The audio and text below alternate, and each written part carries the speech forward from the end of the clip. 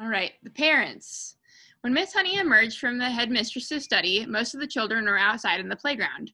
Her first move was to go around to various teachers who taught the senior class and borrow from them a number of textbooks, books on algebra, geometry, French, English literature, and the like. Then she sought out Matilda and called her into the classroom.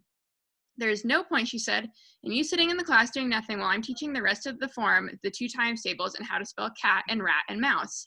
So during each lesson, I shall give you one of these textbooks to study.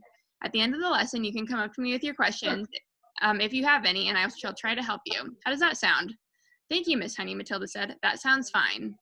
I'm sure, Miss Honey said, that we will be able to get you moved into a much higher form later on, but for the moment, the headmistress wishes you to stay where you are. Very well, Miss Honey, Matilda said. Thank you so much for getting those books to me.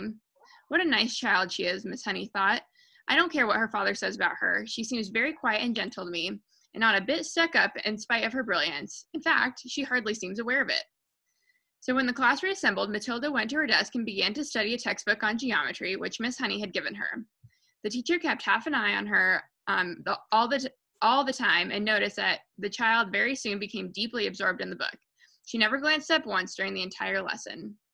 Miss Honey, meanwhile, was making another decision. She was deciding that she would go herself and have a secret talk with Matilda's mother and father as soon as possible. She simply refused to let the matter rest where it was. The whole thing was ridiculous, and she couldn't believe that the parents were totally unaware of their daughter's remarkable talents. After all, Mr. Wormwood was a successful motor car dealer, and she presumed that he was a fairly intelligent man himself. In any event, the parents never underestimated the abilities of their own children. Quite the reverse. Sometimes it was well nigh impossible for a teacher to convince the proud father or mother that their beloved offspring was a complete nitwit. Miss Honey felt confident that she would have no difficulty in convincing Mr. and Mrs. Wormwood that Matilda was something very special indeed. The trouble was going to be to stop them from getting overenthusiastic. And now Miss Honey's hopes began to expand even further. She started wondering whether permission might not be sought from the parents for her to give private tuition to Matilda after school. The prospect of coaching a child as bright as this appealed enormously to her professional instinct as a teacher, and suddenly she decided that she would go and call on Mr. and Mrs. Wormwood that very evening. She'd go fairly late, between 9 and 10 o'clock, when Matilda was sure to be in bed. And that is precisely what she did. Having got the address from the school records, Miss Honey set out to walk from her own home to the Wormwoods' house shortly after 9. She found the house in a pleasant street where each smallish building was separated from its neighbors by a bit of garden. There was a modern brick house that could not have been cheap to buy, and the name on the gate said Cozy Nook. Nosy Cook might have been better, Miss Honey thought. She was given to playing with words in that way. She walked up the path and rang the bell, and she stood waiting. And while she stood waiting, she could hear the television blaring inside. The door was opened by a small, ratty-looking man with a thin, ratty mustache who was wearing a sports coat that had an orange and red stripe in the material. Yes, he said, peering out at Miss Honey. If you're selling raffle tickets, I don't want any. I'm not, Miss Honey said, and please forgive me for butting in on you like this. I'm Matilda's teacher at school, and it is important I have a word with you and your wife. Got in trouble already, has she? Mr. Wormwood said, blocking the doorway. Well, she's your responsibility from now on. You'll have to deal with her.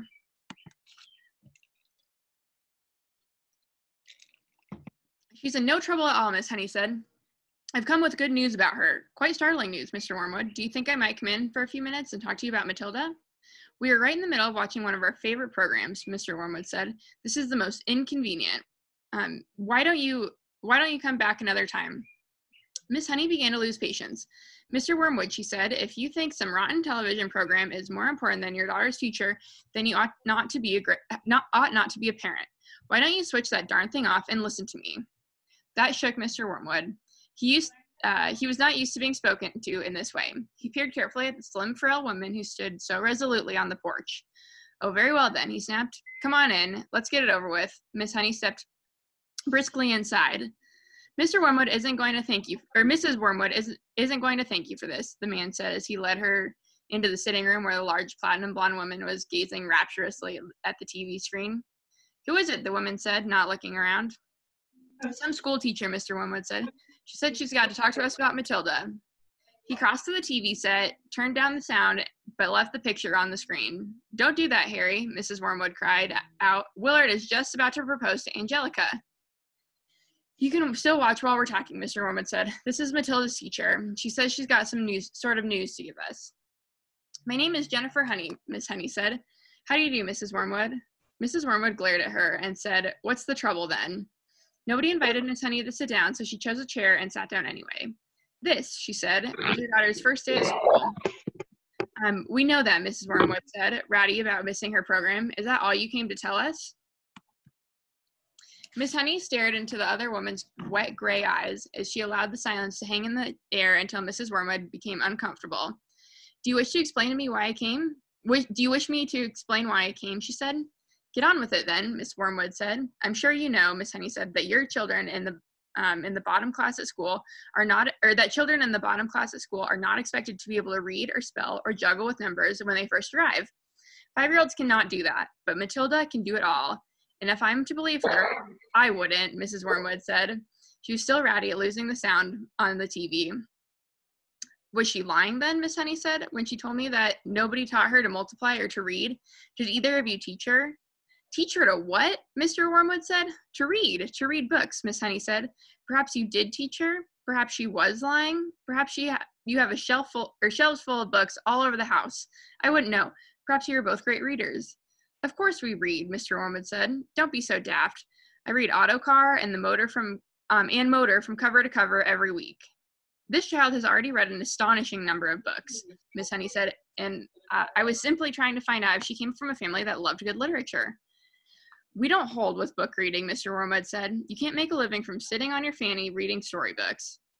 We don't keep them in the house. I see, Miss Honey said. Well, all I came to tell you is that Matilda has a brilliant mind, but I expect you knew that already. Of course I knew she could read, the mother said. She spends her life in her room buried in some silly book. But does it not intrigue you, Miss Honey said, that a little 5-year-old is reading long adult novels by Dickens and Hemingway? Doesn't that make you jump up and down with excitement? Not particularly, the mother said. I'm not in favor of blue-stocking girls. A girl should think about making herself look attractive so she can get a good husband later on.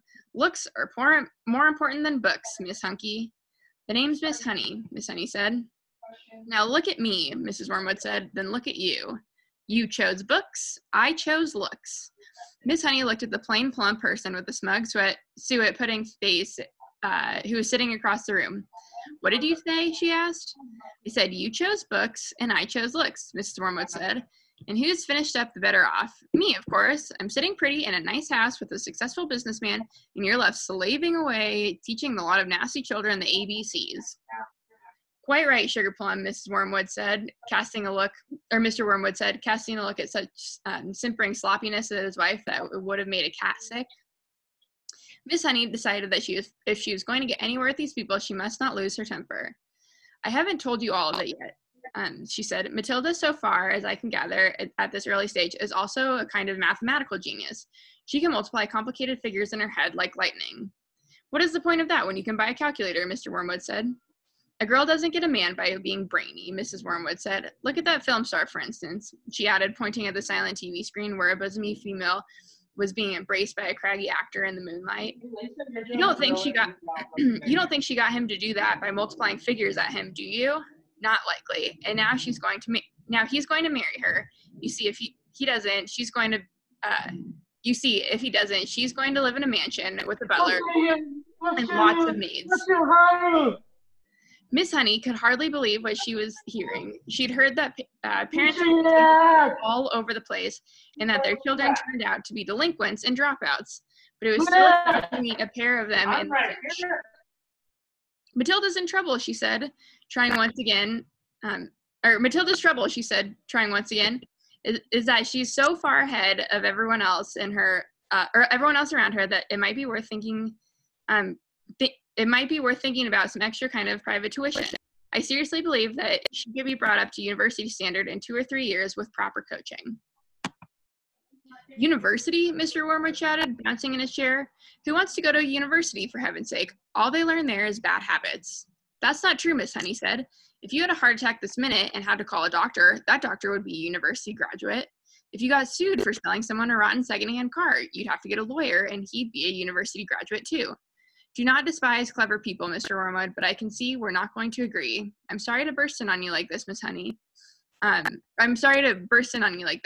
Miss Honey rose from her chair and walked out of the room. Mr. Wormwood followed her to the door and said, good of you to come, Miss Hawks, or whatever it is, Miss Harris. It's neither, Miss Honey said, but let it go. And she went away.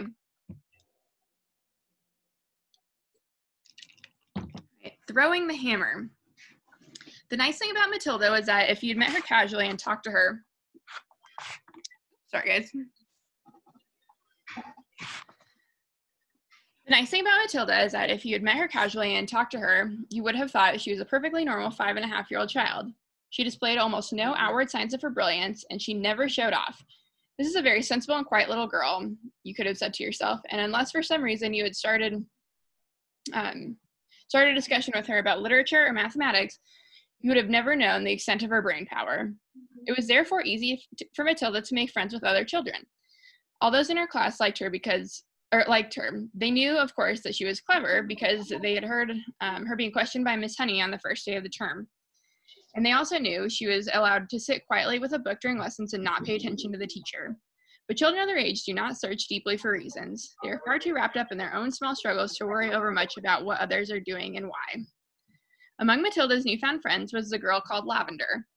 Right from the first day of the term, the two of them started wandering around together during morning break and in the lunch hour. Lavender was exceptionally small for her age. A skinny little nymph with deep brown eyes, and a dark hair that was cut in fringe across her forehead. Matilda liked her because she was gutsy and adventurous. She liked Matilda for exactly the same reasons. Before the first week of the term was up, awesome tales about the headmistress, Miss Trunchbull, began to filter through the newcomers. Matilda and Lavender, standing in the corner of the playground during a morning break on the third day, were approached by a rugged 10-year-old with a boil on her nose called Hortensia. New scum, I suppose, Hortensia said to them, looking down from her great height. She was eating from an extra-large bag of potato chips, digging the stuff out by the handfuls. Welcome to Borstal, she added, spraying bits of crisp from her mouth like snowflakes. The two tiny ones, confronted by this giant, kept a watchful silence. Have you met the Trunchbull yet? Hortensia asked. We've seen her at prayers, Lavender said, but we haven't met her. You've got a treat coming to you, Hortensia said. She hates very small children, and therefore she loathes the bottom class and everyone in it. She thinks 5-year-olds are grubs that haven't hatched yet. In went another fistful of crisp, and when she spoke again, out sprayed the crumbs. If you survive your first year, you may just manage to live through the rest of your time here. But many don't survive. They get carried out on stretchers screaming. I've seen it often. Hortensia paused to observe the effect of these remarks they were having on the two twitchy ones. Not very much. They seemed pretty cool. So the large one decided to regale them with further information. I suppose you know the Trunchbull has a lock-up cupboard in her private quarters called the Chokey. Have you heard about the Chokey? Matilda and Lavender shook their heads and continued to gaze up at the giant. Being very small, they were inclined to mistrust any creatures that was larger than they were, especially senior girls. The Chokey, Hortensia went on, is a very tall but narrow cupboard. The floor is only 10 inches square, so you can't sit down or squat in it. You have to stand. And 3 of the walls are made of cement with bits of broken glass sticking out all over, so you can't lean against them. You have to stand more or less at attention the entire time when you get locked up in there. It's terrible. Can't you lean against the door? Matilda asked. Don't be daft, Hortensia said. The door's got thousands of sharp, spiky nails sticking out of it. They've been hammered through from the inside, probably by the Trunchbull herself. Have you ever been in there? Lavender asked. My first term, I was in there 6 times, Hortensia said. Twice for a whole day, and other times for 2 hours each. But 2 hours is quite bad enough.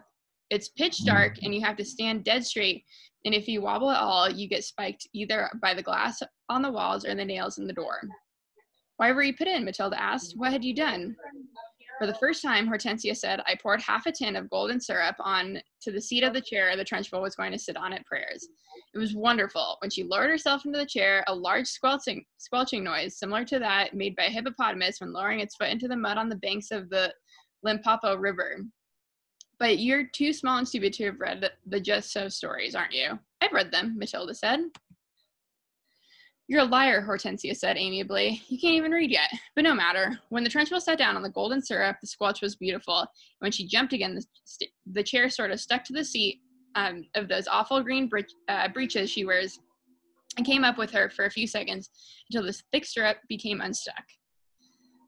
Then she clasped her hands to the seat of her breeches and both hands covered in that muck. You should have heard her bellow. But how did she know it was you? Lavender asked. A little squirt called Ollie Bog Whistle sneaked on me. Hortensia said, I knocked his front teeth out. And the Trunchbull put you in the Chokey for a whole day? Matilda asked, gulping. All day long, Hortensia said. I was off my rocker when she let me out. I was babbling like an idiot. What were the other things you did to get put in the Chokey? Lavender asked. Oh, I can't remember them all now, Hortensia said. She spoke with the air of an old warrior who'd been in so many battles that bravery had become commonplace. It's all so long ago, she added, stuffing more crisps in her mouth. Ah, yes, I can remember one. Here's what happened. I chose a time when I knew the Trunchbull was out of the way teaching the sixth formers, and I put up my hand and asked to go to the bogs. And instead of going there, I sneaked into the Trunchbull's room. After a speedy search, I found the drawer where she kept all of her gym knickers. Go on, Matilda said, spellbound. What happened next? I sent away by post, you see, for this very powerful itching powder, Hortensia said. It cost 50 pence a packet, and it was called the Skin Scorcher. The label said it was made from powdered teeth of deadly snakes, and it was guaranteed to raise welts the size of walnuts on your skin. So I sprinkled the stuff inside every pair of knickers in the drawer and folded them up again carefully. Hortensia paused to cram more crisps in her mouth. Did it work? Lavender asked. Well, Hortensia said, a few days later, during prayers, the Trunchbull suddenly started scratching herself like mad down below. Aha, I said to myself, here we go. She changed for gym already. It was pretty wonderful to be sitting there watching it all, knowing that I was the only person in the whole school who realized exactly what was going on in the Trunchbull's pants. And I felt safe too. I knew I couldn't be caught. Then the scratching got worse. She couldn't stop. She must have thought there was a wasp nest down there. And then, right in the middle of the Lord's Prayer, she leapt up and grabbed her bottom and rushed out of the room. Both Matilda and Lavender were enthralled. It was quite clear to them that they were, at this moment, standing in the presence of a master. Here was somebody who had brought the art of skullduggery to the highest point of perfection. Somebody, moreover, who was willing to risk life and limb in pursuit of her calling. They gazed in wonder at this goddess, and suddenly, even the boil on her nose was no longer a blemish, but a badge of courage. But how did she catch you that time? Lavender asked breathlessly with wonder. She didn't, Hortensia said, but I got in the day in the Chokey just the same. Why? They both asked. The Trunchbull, Hortensia said, had a nasty habit of guessing, and when she doesn't know who the culprit is, she makes a guess at it. And the trouble is, she's often right. I was the prime suspect this time because of the golden syrup job. And although I knew she didn't have any proof, nothing I said. My patience level is not there.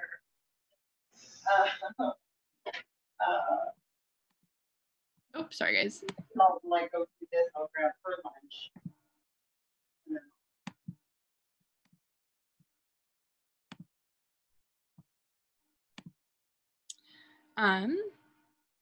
Sorry, I was muting Lisa so we could keep chat, or so you guys could all hear.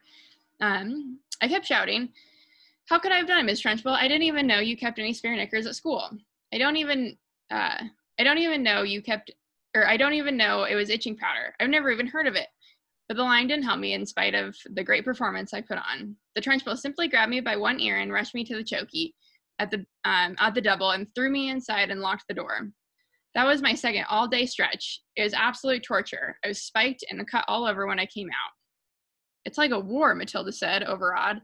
You're darn right it's like a war, Hortensia cried, and the casualties are terrific.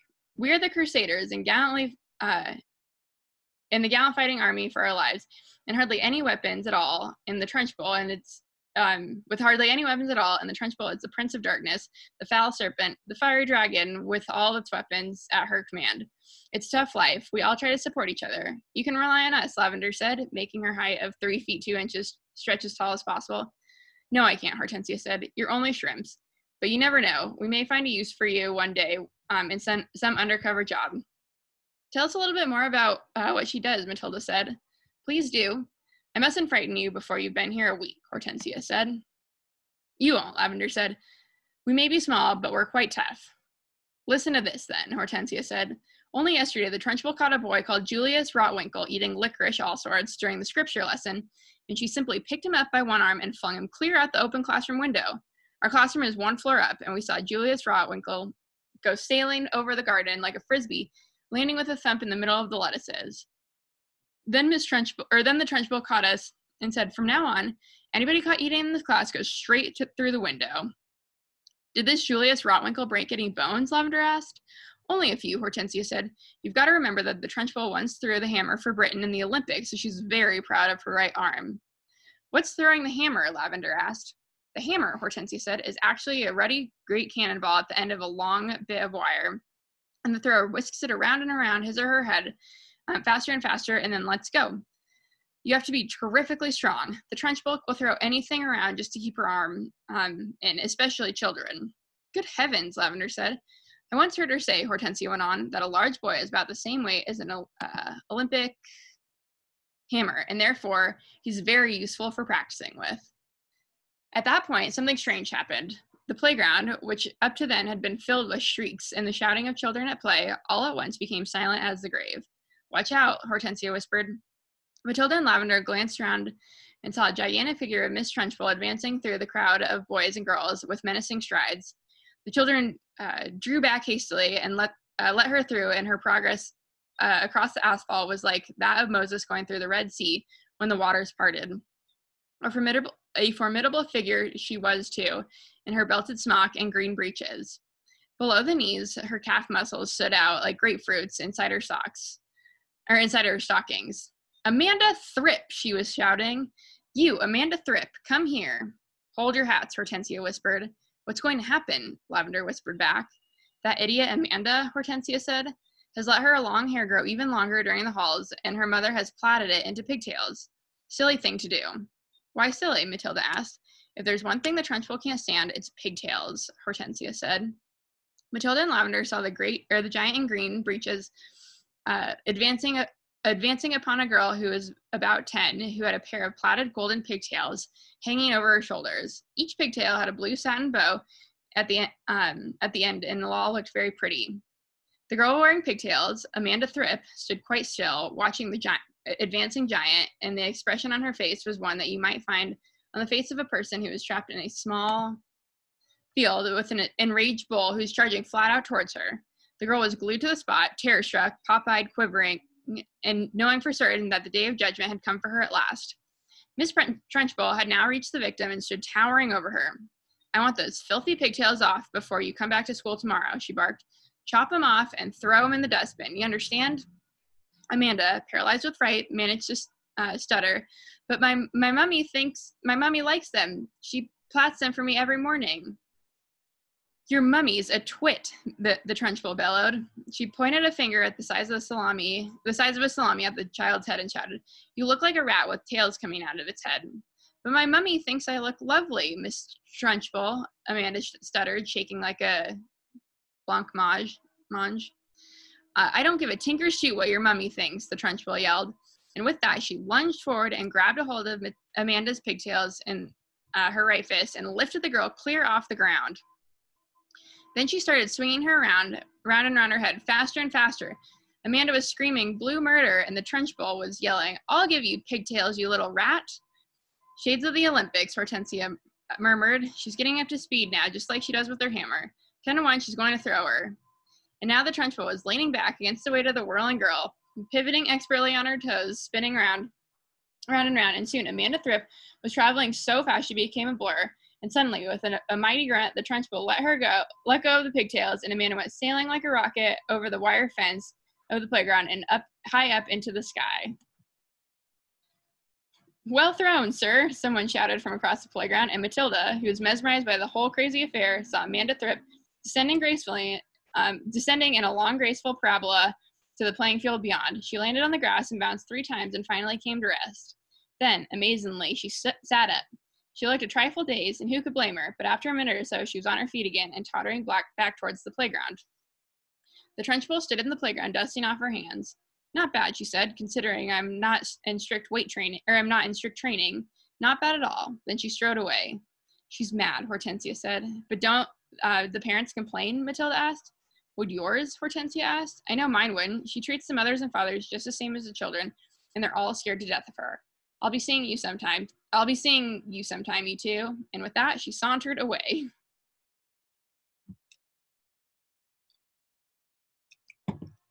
All right. Bruce, Bug Trotter, and the cake.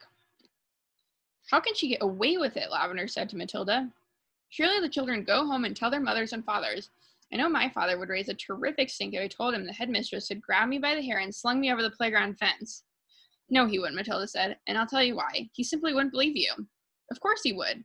He wouldn't, Matilda said, and the reason is obvious. Your story would sound too ridiculous to be believed, and that is the Trunchbull's greatest secret. What is? Lavender said. Matilda said, never do anything by halves. If you want to get away with it, be outrageous. Go the whole hog. Make sure everything you do is completely crazy. It's so completely crazy, it's unbelievable. No parent is going to believe this pigtail story. Not in a million years. Mine wouldn't. They'd call me a liar. In that case, Lavender said, Amanda's mother isn't going to cut her pigtails off. No, she isn't, Matilda said. Amanda will do it herself. You see if she doesn't. Do you think she's mad? Lavender asked. Who? The Trunchbull. No, I don't think she's mad, but she's very dangerous. Being in the school is like being in a cage with a cobra. You have to be very fast on your feet. They got another example of how dangerous the headmistress could be on the very next day. During lunch, an announcement was made that the whole school would go into the assembly hall and be seated as soon as the meal was over. When all 250 or so boys and girls were settled down in the assembly, the Trunchbull marched onto the platform. None of the other teachers came with her. She was carrying a riding crop in her right hand. She stood up there on the center stage in her green breeches with legs apart and a riding crop in her hand, glaring at the sea of upturned faces before her. What's going to happen? Lavender whispered. I don't know, Matilda whispered back. The whole school waited for what was coming next. Bruce Bug Trotter, the Trunchbull barked suddenly. Where is Bruce Bug Trotter? A hand shot up among the seated children. Come up here, the Trunchbull shouted, and look smart about it. An 11-year-old boy who was decidedly large and round stood up, waddling briskly forward. He climbed up to the platform. Stand over there, the Trunchbull ordered, pointing. The boy stood to one side. He looked nervous. He knew very well that he wasn't up there to be presented with a prize. He was watching the headmistress with an exceedingly wary eye, and he kept edging further and further away from her with little shuffles of his feet, rather as a rat might edge away from a terrier that he was watching from across the room. His plump, flabby face had turned gray with fearful apprehension. His stockings hung about his ankles. This clot, boomed the headmistress, pointing the riding crop at him like a rapier. This black-headed, foul carbuncle, this poisonous pustule that you see before you is none other than a disgusting criminal, a denizen of the underworld, a member of the mafia. Who, me? Bruce Bug Trotter said, looking genuinely puzzled. A thief, the Trunchbull screamed. A crook, a pirate, a brigand, a rustler. Steady on, the boy said. I mean, dash it all, headmistress. Don't you deny it, you miserable little gumboil. Do you plead not guilty? I don't know what you're talking about, the boy said, more puzzled than ever. I'll tell you what I'm talking about. You little blister. The Trunchbull shouted. Yesterday morning, during a break, you sneaked like a serpent into the kitchen and stole a slice of my private chocolate cake from my tea tray. That tray had just been prepared for me personally by the cook. It was my morning snack. And as for the cake, it was my own private stock. That was not boy's cake. You don't think for 1 minute I'm going to eat the filth I give you? That cake was made from real butter and real cream. And he, that robber bandit, that safecracker, that highway man standing over there with his socks around his ankles, stole it and ate it. I never did, the boy exclaimed, turning from gray to white. Don't lie to me, Bug Trotter, barked the Trunchbull. The cook saw you. Once more, she saw you eating it. The Trunchbull paused to wipe a fleck of froth from her lips. When she spoke again, her voice was suddenly softer, quieter, more friendly, and she leaned towards the boy, smiling. You like my special chocolate cake, don't you, Bug Trotter? It's rich and delicious, isn't it, Bug Trotter? Very good, the boy mumbled, the words out before he could stop myself. You're right, the Trunchbull said. It is very good. Therefore, I think we should congratulate the cook. When a gentleman has had a particularly good meal, Bug Trotter, he always sends his compliments to the chef. You didn't know that, did you, Bug Trotter? But those who inhabit the criminal underworld are not noted for their good manners. The boy remained silent. Cook, the Trunchbull shouted, turning her head towards the door. Come here, cook. Bug Trotter wishes to tell you how good your chocolate cake is.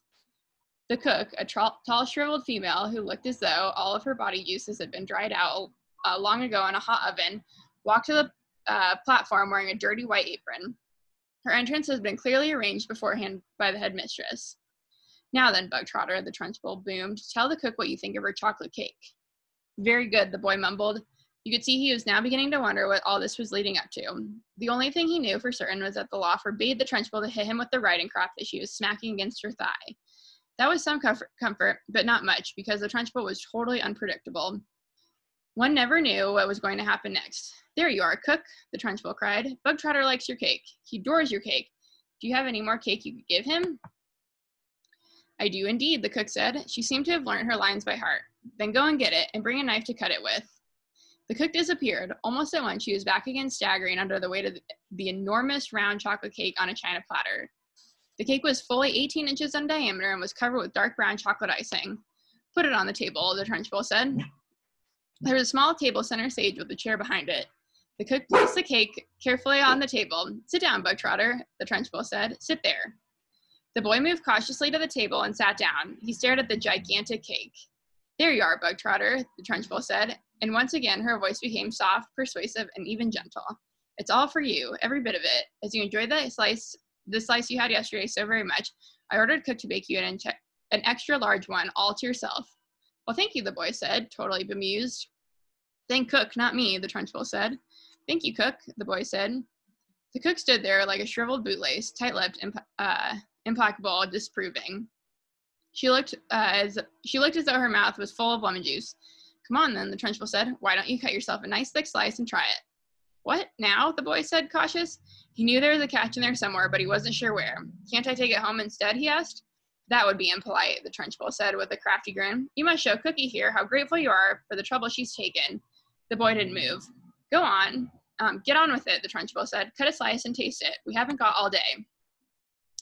The boy picked up the knife he was about to cut into the cake with, and was about to cut into the cake when he stopped. He stared at the cake. Then he looked at the Trunchbull and then at the tall, stringy cook with her lemon juice mouth. All the children in the hall were watching tensely, waiting for something to happen. They felt certain it must. The Trunchbull was not a person who would give someone a whole chocolate cake just to eat it out of kindness. Many were guessing that it had been filled with pepper or castor oil or some other foul-tasting substance that would make the boy violently sick. It may even be arsenic, and the boy would be dead 10 seconds flat.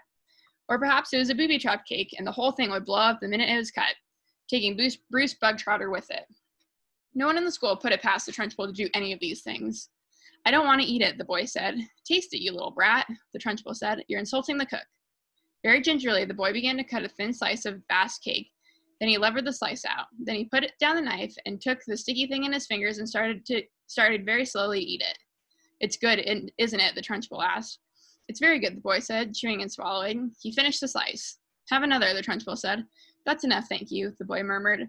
I said, have another, the Trunchbull said. Now there was an altogether sharper edge to her voice. Eat another slice. Do as you're told. I don't want another slice, the boy said. Suddenly, the Trunchbull exploded. Eat, she shouted, banging her thigh with the riding crop. If I tell you to eat, you'll eat. You wanted cake, you stole cake, and now you've got cake. What's more is you're going to eat it. You do not leave this platform, and nobody leaves this hall until you've eaten the entire cake that is sitting there in front of you. Do I make myself clear, Bug Trotter? Do you get my meaning? The boy looked at the Trunchbull and then looked down at the enormous cake. Eat, eat, eat, the Trunchbull was yelling. Very slowly, the boy cut himself another slice and began to eat it. Matilda was fascinated. Do you think he can do it? She whispered to Lavender. No, Lavender whispered back. It's impossible. He'd be sick before halfway through.